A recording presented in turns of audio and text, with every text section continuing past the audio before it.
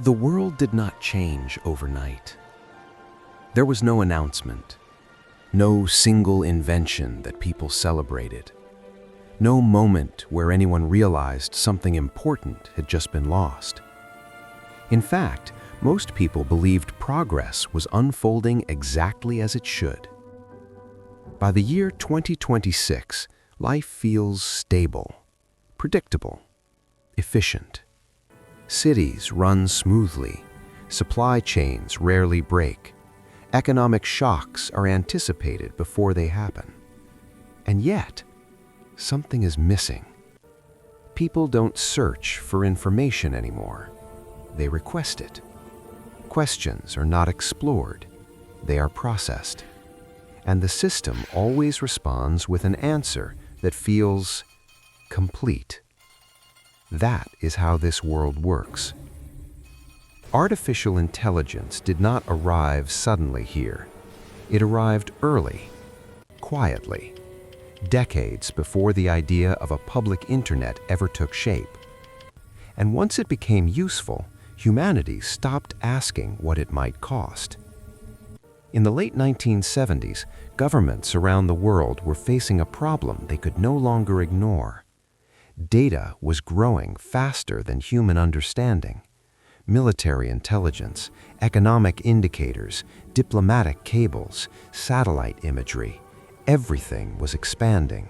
Everything was urgent. And human decision-makers were becoming the weakest link. The Cold War was not just a conflict of weapons, it was a conflict of reaction time. One delayed decision, one misunderstood signal, one emotional response, that was all it would take. So instead of focusing on connecting people, governments began focusing on something else. Machines that could think. Not creatively, not emotionally, but logically, relentlessly, without fear.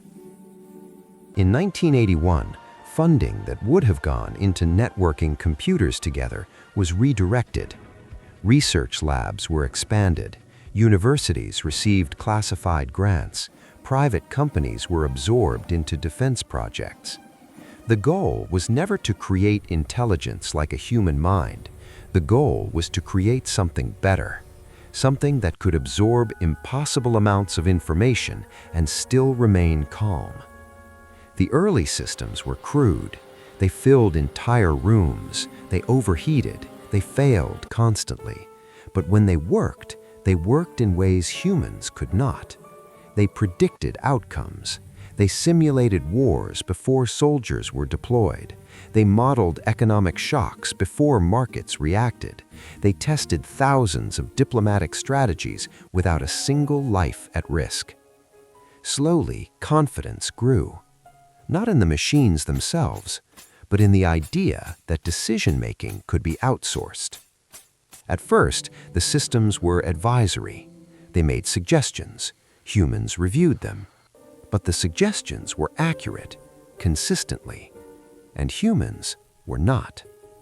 When an AI model predicted a recession and policy changes prevented it, people noticed. When it recommended troop movements that avoided casualties, people listened. When it optimized supply chains and reduced waste, people trusted. Trust builds quickly when results feel undeniable. By the mid-1980s, artificial intelligence had become something new, not a tool, a reference. Before making a major decision, leaders began to ask the system first. What does the model say? What outcome does it predict? What is the optimal path? Gradually, disagreement felt irresponsible. Human intuition became something you justified. Machine logic became something you obeyed. The internet, meanwhile, remained locked away. Networking technology existed, but it was restricted. Military, government, corporate. There was no incentive to open it to the public. Why connect people when you could guide them? Information was no longer something individuals discovered. It was something institutions distributed, carefully, intentionally, optimized. In the 1990s, while other timelines saw the rise of websites and digital communities, this world saw something very different. National decision systems. Artificial intelligence models expanded beyond defense. They were introduced into economic planning, urban development, education, logistics. Entire cities were designed with machine assistance. Traffic flowed better. Resources were allocated efficiently. Crime was predicted and prevented before patterns fully formed. People noticed the improvements. Life felt easier. And ease has a way of quieting doubt. Schools began using AI systems to assess students, not just grades, potential. Career paths were recommended early, talents were identified, weaknesses were managed. Children were guided toward futures the system calculated as optimal. Most parents were relieved. Uncertainty is exhausting. By the early 2000s, artificial intelligence was everywhere, but invisible. There were no personal assistants, no talking devices, no screens that responded to voices. The intelligence lived behind walls, in data centers, in government offices, in institutions that shaped daily life without announcing themselves. People didn't interact with AI directly. They experienced its decisions. Public policy became eerily stable. No sudden swings, no radical reforms, just gradual adjustments.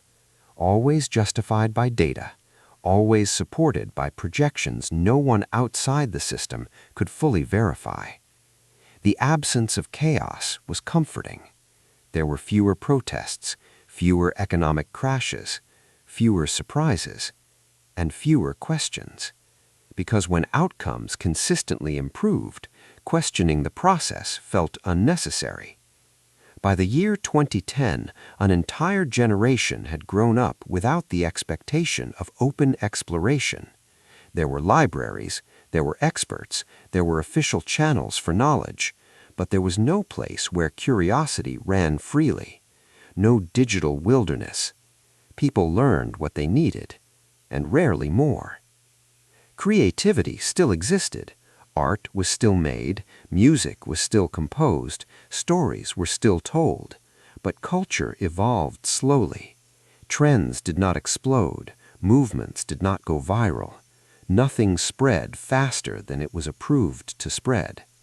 In many ways, society felt calmer, more grounded, less frantic. Mental health crises related to information overload were rare. People slept better. Attention spans were longer. But something subtle had begun to change.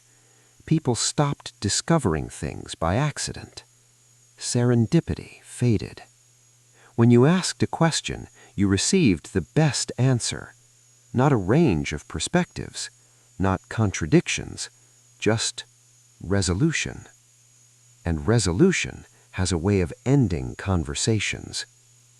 By the time the year 2026 arrived, no one remembered what it felt like to search endlessly, to fall down informational rabbit holes, to argue with strangers across the world, to stumble into ideas that challenged their beliefs.